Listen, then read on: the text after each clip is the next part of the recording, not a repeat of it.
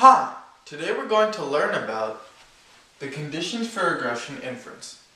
Now the acronym that you have to know for the conditions for regression inference is LINER. L-I-N-E-R.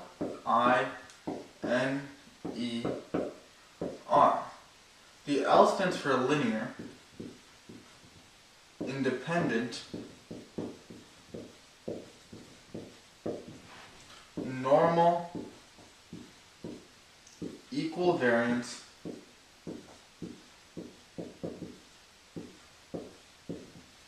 and randomness, or random. So let's go through each of these conditions, figure out what they mean, and how to see if the condition is met. Let's start with the simplest one, randomness, or random. So this is always stated in the problem. The problem always has to state whether the sample collected or the samples collected were random. So let's say a sample of 50 people is randomly selected from a population. So it has to be stated in the problem. There's no way around that. Now let's move on to the next thing. It's independence. So each sample has to be independent. So we can figure this out through two ways. So if you're selecting from a pool without replacement, then you have to follow the 10% condition.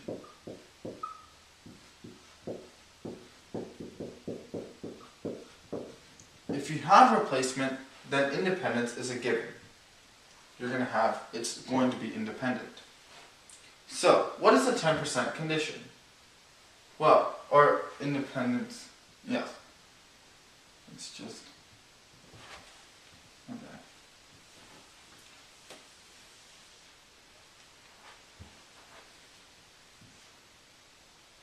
Yes, for it to be independent, you have to have the 10% condition. So what is the 10% condition? Well, the 10% condition basically says that n must be less than or equal to 10% of big N. So what does that mean? Well, it means your sample size has to be less than or equal to 10% of the population size. So, that's simple. And this is only for without replacement. Let me write that so you guys can see it. Without replacement. So now let's move on to linear. So when you're doing regression inference, it has to be linear. That's basically from the name. Regression inference is basically talking about the slopes. And so we want to see whether this is linear. The easiest way to do this is just looking at the R values. If the R value is strong, usually R is going to be greater than 0.95. The absolute value of R is going to be greater than 0.95. Then you have a linear function. Or we can just say R is strong.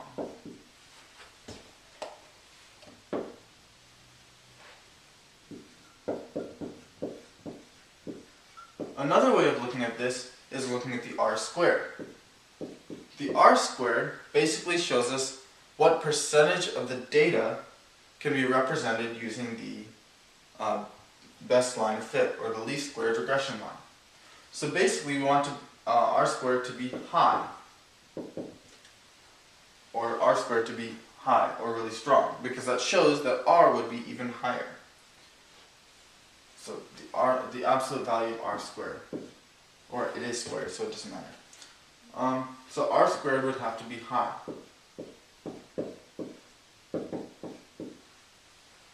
Now let's talk about normality. So there are two ways to do this. So basically, there's actually just one way. So when we're talking about normality, we're not talking about the data itself. We have to talk about residual plots, and this is the same thing for equal variance. So let's go back to what a residual plot looks like. We have the x value And then we have the y values. It goes like this.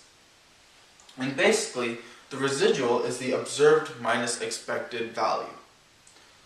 So, on a residual plot, we basically just plot the residuals down. So the x is the x value of the point, and the y is the residual value. So, when you have normality, let's draw something here, and you have your residual plot, you want your residual plot to look something like this.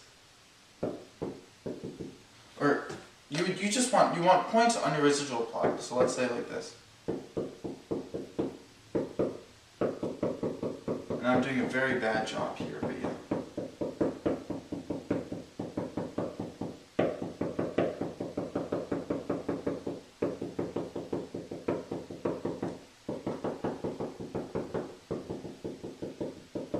So essentially, you want more points closer to the line of this, or closer to this central line here, which is 0. Now let's look at how this shows normality. Well, basically, when you want the residual plot, you want to have it look like this, so that the points are arranged in a normal fashion, like here. So that the residuals follow a normal curve.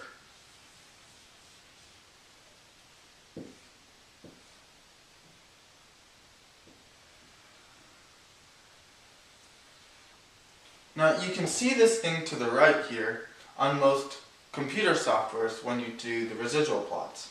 It doesn't happen on calculators though, so you just have to approximate. You basically want the residuals, most of the residuals, to be closer to this central line here and then fewer as you go out further. Now let's talk about equal variance. Yes, now let's talk about equal variance. Equal variance also has to do with the residual plot. This time we're only looking here. We basically want to see if the points are evenly spread out with each other.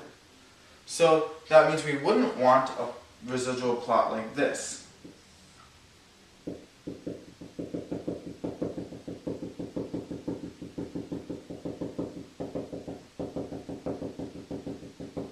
That's not good. We want the points to be equally spread out amongst each other. That's what equal variance shows.